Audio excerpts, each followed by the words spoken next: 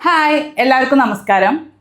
Prostate ഗ്രന്ഥി വീക്കത്തിന് ഒരുപാട് കാലങ്ങളായിട്ട് മരുന്ന് കഴിച്ചുകൊണ്ടിരിക്കുന്നവരാണെങ്കിൽ നിങ്ങളുടെ ലക്ഷണങ്ങൾ കുറച്ചുകൊണ്ട്, പ്രത്യേകിച്ച് ഈ രോഗലക്ഷണങ്ങളൊക്കെ കുറച്ചുകൊണ്ട് മരുന്നുകളുടെ ഉപയോഗം കുറയ്ക്കാനും അതുവഴി സർജറിയൊക്കെ ഒഴിവാക്കാനും സഹായിക്കുന്ന ഒരു 10 ടിപ്സാണ് നിങ്ങളുമായിട്ട് ഷെയർ ചെയ്യുന്നത്. കാരണം ഏതൊരു രോഗാവസ്ഥയും അത് മൂർച്ഛിക്കുന്നതിനേക്കാൾ നല്ലത് അത് തുടക്കത്തിലേ കണ്ടെത്തി അതിനെ കൺട്രോൾ ചെയ്യാണ്. അതിനാവശ്യമായിട്ടുള്ള ഒരു 10 ടിപ്സാണ് നിങ്ങളുമായിട്ട് ഷെയർ ചെയ്യുന്നത്. നിങ്ങൾ പ്രോസ്റ്റേറ്റ് ഗ്രന്ഥി വീക്കം തുടക്കത്തിലേ കണ്ടെത്തിയ ഒരാളാണെങ്കിൽ നിങ്ങളുടെ സ്കാനിങ് റിപ്പോർട്ടിൽ അത് ഏത് ഗ്രേഡാണെന്ന് എഴുതിയിട്ടുണ്ടാവും. ആ ഗ്രേഡ് ഒന്ന് ജസ്റ്റ് താഴെ കമൻ്റായിട്ട് രേഖപ്പെടുത്തുക.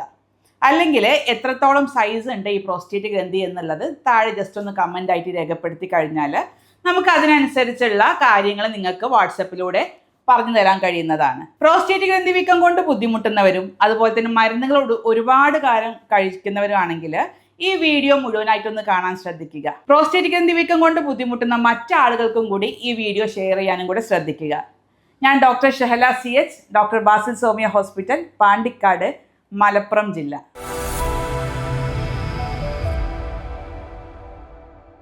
പ്രോസ്റ്റേറ്റ് ഗ്രന്ഥിയെ കുറിച്ചിട്ട് വളരെയധികം ഇന്ന് സോഷ്യൽ മീഡിയയിൽ നമ്മൾ കേട്ടിട്ടുണ്ടാവും. കാരണം ഒരു പുരുഷനെ സംബന്ധിച്ചിടത്തോളം അവരുടെ സെക്ഷൽ ലൈഫ് സ്മൂത്തായിട്ട് കൊണ്ടുപോകാൻ സഹായിക്കുന്ന വളരെ പ്രാധാന്യം അർഹിക്കുന്ന ഒരു ഗ്രന്ഥിയാണ് പ്രോസ്റ്റേറ്റ് ഗ്രന്ഥി. നമ്മുടെ മൂത്രസഞ്ചിയുടെ തൊട്ട് താഴെയായിട്ട് കാണപ്പെടുന്ന ഈ ഗ്രന്ഥി വളരെ ചെറുതാണ്. അതുപോലെ തന്നെ മൂത്രനാളിക്ക് ചുറ്റുമാണ് ഇത് സ്ഥിതി ചെയ്യുന്നത്. അതുകൊണ്ട് തന്നെ ഈ ഗ്രന്ഥി വീക്കം വന്നു കഴിഞ്ഞാൽ എന്ത് സംഭവിക്കും? നമ്മുടെ മൂത്രനാളിക്ക് ഒന്ന് ചുരുക്കം വരും. അതുമായി ബന്ധപ്പെട്ട് മൂത്രസംബന്ധമായിട്ടുള്ള ഒരുപാട് വിഷയങ്ങൾ കാണും. ഇടയ്ക്കിടയ്ക്ക് മൂത്രമൊഴിക്കാൻ തോന്നുക, മൂത്രം കംപ്ലീറ്റ് പോവാതിരിക്കുക, മൂത്രമൊഴിക്കുമ്പോൾ എരിച്ചിൽ പുകച്ചിലൊക്കെ അനുഭവപ്പെടുക, അതുപോലെ രാത്രി മൂത്രം പിടിച്ചു വെക്കാൻ കഴിയാതെ മൂത്രം അറിയാതെ പോവുക എന്നിങ്ങനെ ഒരുപാട് ബുദ്ധിമുട്ടുകൾ അനുഭവിക്കുന്ന പുരുഷന്മാർ ഇന്ന് വളരെ കൂടുതലായിട്ട് കണ്ടുവരുന്നുണ്ട്, പ്രത്യേകിച്ച് നമ്മുടെ OP-യിൽ. അപ്പോൾ ഈ ഒരു സെക്ഷൽ റോള് വളരെയധികം നിർവഹിക്കുന്നത് ഈ പ്രോസ്റ്റേറ്റ് ഗ്രന്ഥിയാണ്.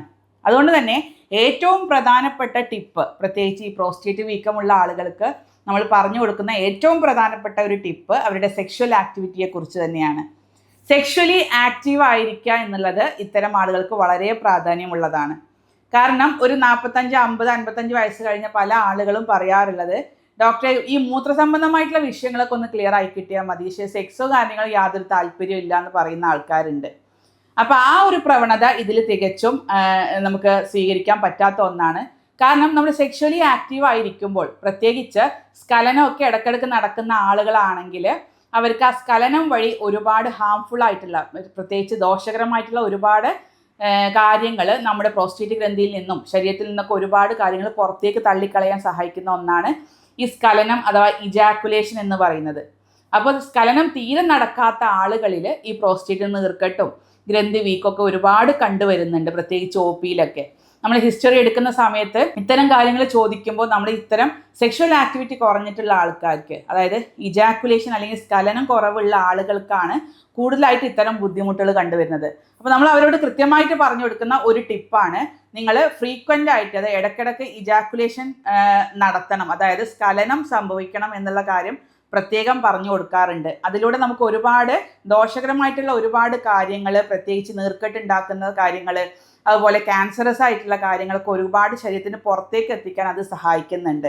മാസത്തിൽ 10, 15, 20 പ്രാവശ്യം ഇജാക്കുലേഷൻ സംഭവിച്ചാലും അല്ലെങ്കിൽ നടത്തിയാലും ഈ ഒരു അസുഖത്തിന് അത് വളരെയധികം നല്ലതാണ്. പാർട്ട്നേഴ്സ് ഉള്ള ആളുകൾക്കാണെങ്കിൽ അവർക്ക് സെക്ഷൽ ആക്ടിവിറ്റി ചെയ്യാം. ചില ആളുകൾക്ക് വയസ്സാകും തോറും നമുക്കറിയാം പുരുഷ ഹോർമോൺ ടെസ്റ്റോസ്റ്ററോൺ വളരെയധികം കുറഞ്ഞു വരും. അത് സ്വാഭാവികമാണ്. അതുകൊണ്ട് സെക്സിനോടുള്ള താല്പര്യമൊക്കെ കുറഞ്ഞു വരുന്നതായിട്ട് കാണാറുണ്ട്. അത് സ്വാഭാവികമായിട്ടുള്ളൊരു കാര്യമാണ്. പക്ഷെ അത്തരം ആളുകൾക്ക് പാർട്ട്നേഴ്സിനോടുള്ള ഒരു ബോണ്ട് നമുക്ക് മെയിൻറ്റെയിൻ ചെയ്ത് കൊണ്ടുപോകാൻ പറ്റും. പ്രത്യേകിച്ച് അത് ഇമോഷണൽ ബോണ്ടിങ് അല്ലെങ്കിൽ നമ്മൾ സെക്ഷൽ ആക്ടിവിറ്റിക്ക് പകരം നമ്മൾ ചെയ്യുന്ന ഹഗ്ഗുകൾ, കിസ്സുകൾ, ഇതൊക്കെ നമുക്ക് ഒരു ഹോർമോണൽ ഇംബാലൻസ് കറക്റ്റ് ചെയ്ത് കൊണ്ടുവരാൻ സഹായിക്കുന്ന കാര്യങ്ങളാണ്. അപ്പം അതും കൂടെ ഒന്ന് നിങ്ങൾ കണ്ടിന്യൂ ചെയ്ത് കഴിഞ്ഞാൽ ഇത്തരം പ്രോസ്റ്റേറ്റ് ഗ്രന്ഥി വീക്കം നമുക്ക് കുറച്ചു കൊണ്ടുവരാൻ പറ്റും. അതുപോലെ തന്നെ പാർട്ട്നേഴ്സ് ഇല്ലാത്ത ആളുകളാണെങ്കിൽ, നമ്മൾ മാരേജ് കഴിയാത്തൊക്കെ ആളുകൾ, പുരുഷന്മാരാണെങ്കിൽ അവർക്ക് മാസ്റ്റർബേഷൻ ചെയ്യാൻ പറയാറുണ്ട്. പ്രത്യേകിച്ച് സ്വയംഭോഗം ചെയ്യുന്നത് വഴി നമുക്ക് സ്ഖലനം സംഭവിക്കും. അതുവഴി ഇത്തരം പ്രോസ്റ്റേറ്റിനുള്ള ഇൻഫെക്ഷൻസ് ഒക്കെ കുറഞ്ഞു വരുന്നതായിട്ട് കാണാറുണ്ട്. പ്രോസ്റ്റേറ്റ് നീർക്കെട്ട് ഇന്ന് വളരെയധികം കോമൺ ആയിട്ട് യുവാക്കളിലും അതുപോലെ തന്നെ മിഡിൽ ഏജ് ആയിട്ടുള്ള ആളുകളിലും കണ്ടുവരുന്നുണ്ട്. അപ്പോൾ അത്തരം ആളുകൾക്ക് ഈ ഒരു മാസ്റ്റർബേഷൻ, സ്വയംഭോഗം വളരെ ഹെൽപ്ഫുൾ ആയിട്ട് കാണാറുണ്ട്.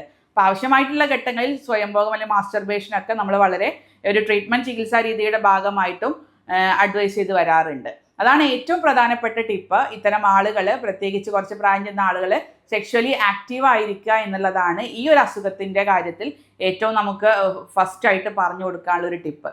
ഇനി രണ്ടാമത്തെ ടിപ്പ് എന്ന് പറയുന്നത് പ്രത്യേകിച്ച് അവരുടെ മൂത്രം ഒഴിക്കുന്ന സമയത്ത് ശ്രദ്ധിക്കേണ്ട കാര്യങ്ങളാണ്.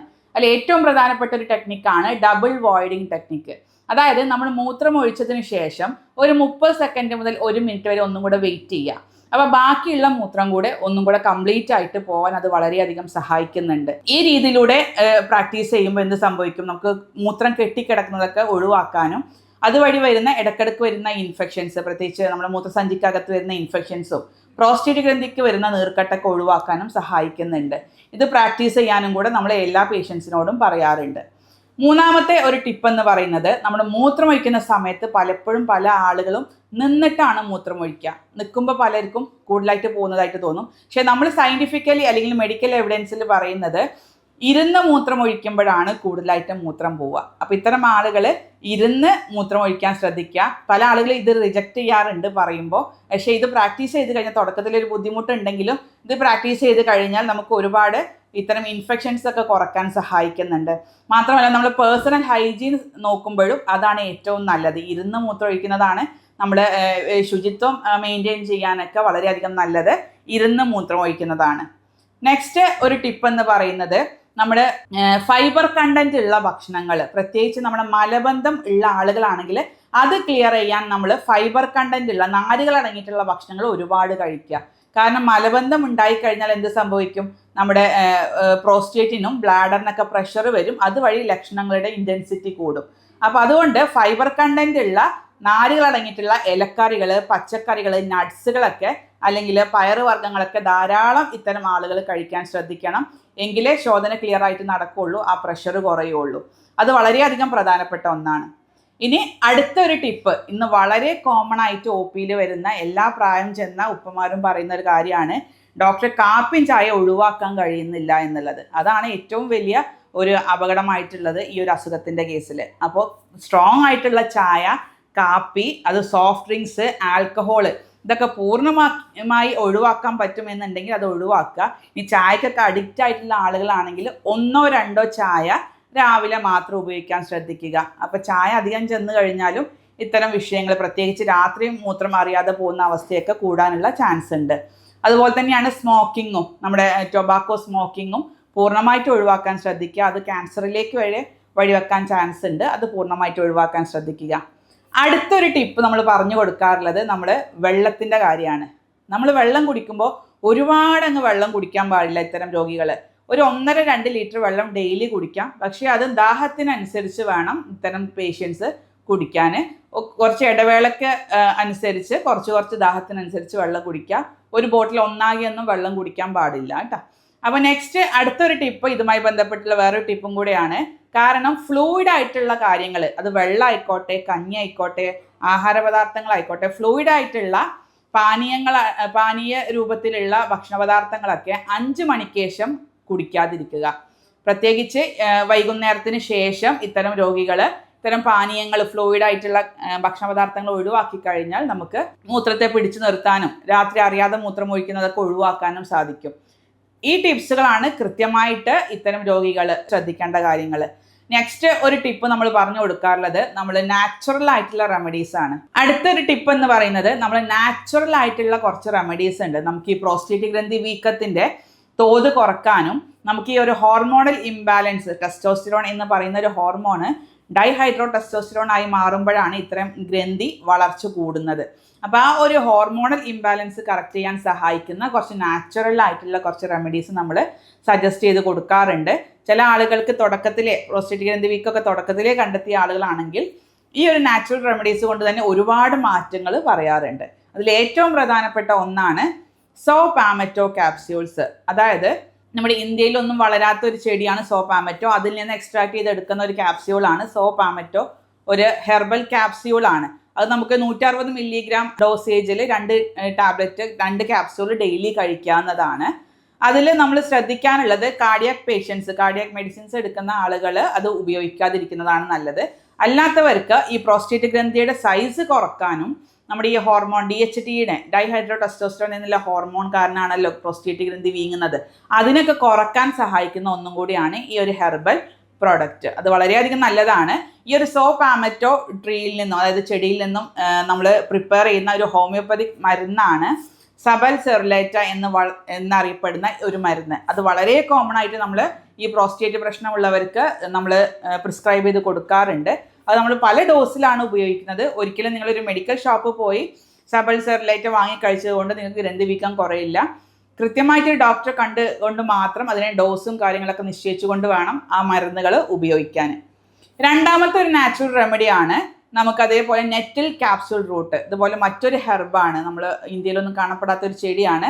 അതിൻ്റെ റൂട്ടിൽ നിന്നും, വേരിൽ നിന്ന് എടുക്കുന്ന ഒരു എക്സ്ട്രാക്റ്റ് ആണ് ഈ ഒരു ക്യാപ്സ്യൂൾ. ഇത് ഒരു 300 മില്ലിഗ്രാം ക്യാപ്സ്യൂളൊക്കെയാണെങ്കിൽ 2 നേരം കഴിക്കാവുന്നതാണ്. വളരെ എഫക്റ്റീവാണ്. നമ്മൾ നീർക്കെട്ട് കുറക്കാനും അതുപോലെ ഗ്രന്ഥി വീക്കം കുറക്കാനും വളരെയധികം സഹായിക്കുന്നുണ്ട്. പക്ഷേ കിഡ്നി പേഷ്യൻസ് അല്ലെങ്കിൽ കാർഡിയാക് പേഷ്യൻസ് ഒന്നും ഇത്തരം അലർജി ഉള്ളവരൊക്കെ ഇത്തരം ക്യാപ്സ്യൂളുകൾ ഉപയോഗിക്കാതിരിക്കുന്നതാണ് നല്ലത്. ബാക്കിയുള്ളവർക്ക് ധൈര്യമായിട്ട് ഇത്തരം ക്യാപ്സ്യൂളുകൾ ഉപയോഗിക്കാം. അതുപോലെ തന്നെ നമുക്ക് വീട്ടിലുള്ള തക്കാളി നമുക്ക് പഴുത്ത തക്കാളി വേവിച്ചിട്ട് നമുക്കതിൻ്റെ പ്യൂരി ആക്കിയിട്ടോ സൂപ്പാക്കിയിട്ടോ അല്ലെങ്കിൽ ജ്യൂസ് ആക്കിയിട്ടോ ഡെയിലി ഒരു കുറച്ച് എമൗണ്ട് കഴിക്കുന്നത് വളരെയധികം നല്ലതാണ്. പക്ഷേ കിഡ്നി സ്റ്റോൺ ഉള്ളവർ, പ്രത്യേകിച്ച് ഒരു കിഡ്നിയിൽ കല്ലുള്ള ടെൻഡൻസി ഉള്ള ആളുകളൊക്കെ ആണെങ്കിൽ ഇത് പൂർണ്ണമായിട്ട് ഒഴിവാക്കണം. അത് അവർക്ക് നല്ലതല്ല. ബാക്കിയുള്ളവർക്കൊക്കെ പ്രോസ്റ്റേറ്റ് ഗ്രന്ഥി വീക്കം കുറക്കാനും നീർക്കെട്ട് ഒഴിവാക്കാനും സഹായിക്കുന്ന ഒരു നല്ലൊരു ഭക്ഷണ പദാർത്ഥമാണ് തക്കാളി. കുക്ക് ചെയ്തിട്ട്, പാകം ചെയ്തിട്ട് അത് നമ്മൾ പ്യൂരിയാക്കിയിട്ടൊക്കെ കഴിക്കുന്നത്. അതിൻ്റെ കൂടെ നമുക്ക് 1 ടീസ്പൂൺ ഒലീവ് ഓയിലും കൂടെ ചേർക്കാം. അതും വളരെയധികം നല്ലതാണ്. അതുപോലെ തന്നെ നമ്മൾ ഒരുപാട് വീഡിയോസിൽ പറഞ്ഞിട്ടുള്ള മറ്റൊരു ഭക്ഷണ പദാർത്ഥമാണ് മത്തംകുരുവിൽ ഒരുപാട് ആൻറ്റി ഓക്സിഡൻസ് അടങ്ങിയിട്ടുണ്ട്. അത് നമ്മുടെ ഇതിലുള്ള ഈ പ്രോസ്റ്റേറ്റ് ഗ്രന്ഥിയിലുള്ള സ്ട്രെസ്സ് കുറച്ചിട്ട് അതിന് നീർക്കെട്ട് കുറക്കാൻ സഹായിക്കുന്ന ഒന്നാണ് മത്തംകുരു. അതിൽ സിങ്കിൻ്റെ കണ്ടന്റും ഒരുപാടുണ്ട്. അത് വളരെയധികം നല്ലതാണ്. ഡെയിലി 1 ടീസ്പൂൺ വീതം കഴിക്കുന്നത് പ്രോസ്റ്റേറ്റ് ഗ്രന്ഥി വീക്കം കുറക്കാൻ സഹായിക്കുന്നുണ്ട്. അതുപോലെ തന്നെ സിങ്ക് അടങ്ങിയിട്ടുള്ള നട്ട്സുകൾ, വാൾനട്ട്, ബദാം പോലെയുള്ള നട്ട്സുകൾ ഡെയിലി കുറച്ച് ഉപയോഗിക്കാവുന്നതാണ്.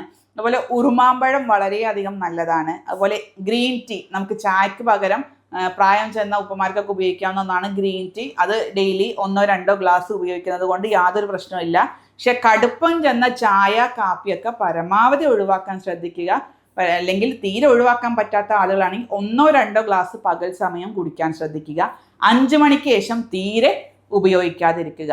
ഈ ഒരു 10 ടിപ്സാണ് നിങ്ങൾ കൃത്യമായിട്ട് ഫോളോ ചെയ്യേണ്ടത്. കാരണം തുടക്കത്തിലേ നിങ്ങൾ കണ്ടെത്തിയിട്ടുണ്ടെങ്കിൽ ഈ ഒരു 10 ടിപ്സും കൂടെ നിങ്ങൾ ഫോളോ ചെയ്യുകയാണെങ്കിൽ വളരെ എളുപ്പത്തിൽ നിങ്ങൾക്ക് ഈ ഒരു ഗ്രന്ഥി വീക്കം കുറച്ചു കൊണ്ടുവരാനും അതിൻ്റെ രോഗലക്ഷണങ്ങൾ കുറക്കാനും സഹായിക്കും. അതുവഴി മരുന്നുകളുടെ ഉപയോഗം കുറയ്ക്കാം. സർജറി പറഞ്ഞ കേസുകളാണെങ്കിൽ സർജറി ഒഴിവാക്കി കിട്ടും. ഇങ്ങനെ ഒരുപാട് ഗുണങ്ങൾ ഈ ഒരു ടിപ്സ് ഫോളോ ചെയ്യുന്നതിലൂടെ നിങ്ങൾക്ക് കിട്ടുന്നതാണ്.